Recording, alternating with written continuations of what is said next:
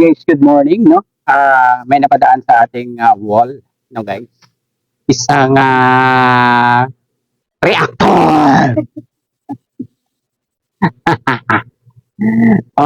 Nainis lang ako guys kasi bakit napakalaking issue sa kanila nung pagka-comment ni Kalinga Pedro sa yung magla-live selling lang ng lumpia. Anong masama doon guys? Wala namang masama doon, di ba? So, lahat na lang ng talagang binabantayan nila si Kalinga Pedro, guys, talagang tapos tayo pa yung hindi makamove on. Talagang sila yung bantay na bantay kay Kalinga Pedro. Kasi hindi natin sila sisisi kasi ang mga content nila kay Kalinga Pedro talagang paldo sila, no? 'Di ba? Ayan, 'di ba? So, wala na kayo doon kung bakit mag-live selling si Kalinga Pedro ng lumpia, 'di ba? Anong problema niyo doon? Wala kayong problema doon, ha? So, live selling kayo ng kung ano-ano. Pero huwag niyong pakialaman kung ano yung ilalive ni Kalinga Pedro. Gusto niya nang mag-live ng lumpia, 'di ba? O baka mag-aangkat pa yan sa ginawa ni V na lumpia kagabi, 'di ba? So, anong problema niyo? Malay naman natin, nag-uusap yan dalawa na si Kalinga Pedro magla-live selling ng lumpia na ginagawa ni Bianchi, di ba? So, anong problema niya doon? Ginagawa niya lagi ng ng masamang kahulugan ang mga comment ni Kalinga Pedro. So, anong problema niyo? Tama ba? Tama ba yung ginagawa nilang pakingalam? Ha? Tama ba guys? At saka mayroon pang nasasabi siya na marami daw siyang alam, no? Marami silang alam. Lalo na daw siya, guys, lalo na daw siya, maraming alam. At ito ay sinabi daw ni V sa kanya.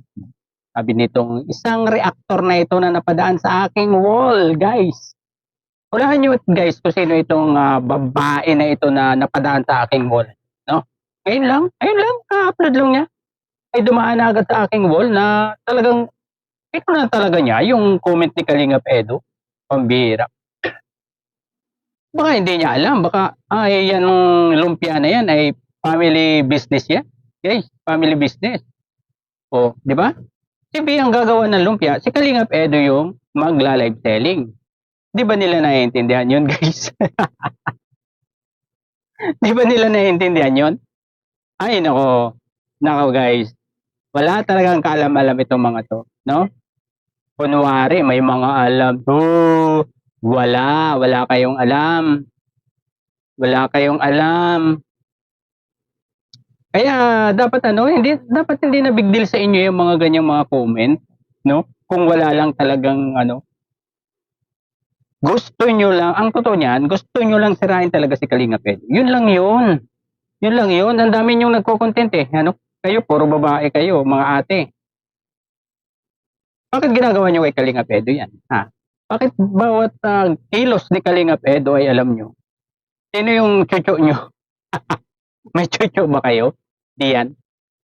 Sino yung chucho nyo dyan? Bakit mga galaw ni Kalinga Pedro talagang alam nyo? Mga comment nga ni Kalinga Pedro sa mga live alam nyo din. So, grabe grabe yung bantayan si Kalinga Pedro. No? Ayun guys, hanggang dito na naman. Nasusura lang ako. Bye-bye. Peace.